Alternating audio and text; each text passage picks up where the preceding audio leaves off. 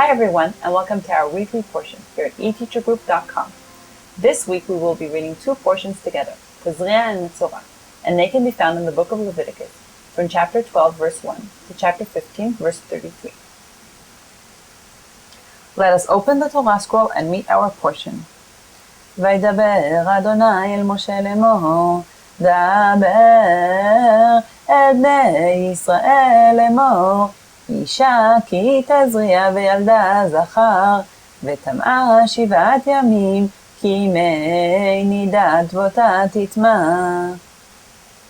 This week's Torah reading is in fact a combination of two portions which are often combined together in order to manage to read all the portions of the Torah in 1 year.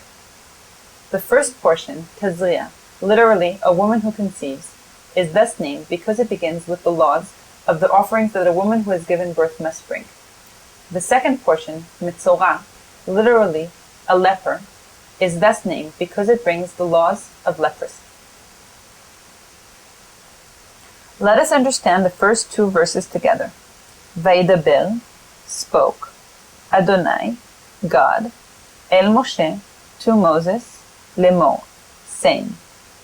Daber, speak, El, unto, Bnei, the children, Yisrael, of Israel, Lemor, saying.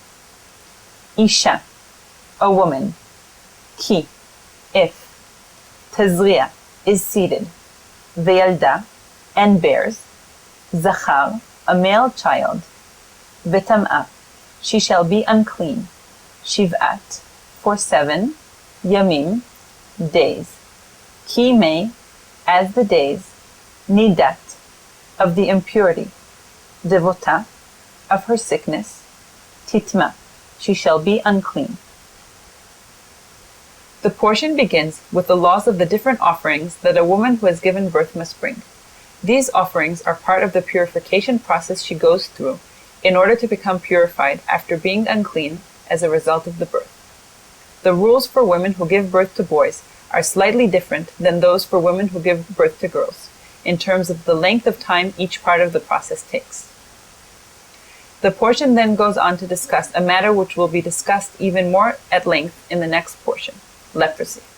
Basic definitions of biblical leprosy and the way it is to be diagnosed by the priests are given, as well as the process of monitoring the healing, which includes quarantine. We then continue to read the next portion, Metzorah, which contains a detailed description of all the sacrifices that a leper who has been healed must bring, when he must bring each one of them, and how the priest must handle them. The portion then gives us precise instructions of how to deal with a case when a house is diagnosed with leprosy. The portion ends with a list of all the impurities that are caused by bodily discharge and how they are to be purified. That's all for this week. We hope to see you again next week. Have a great week.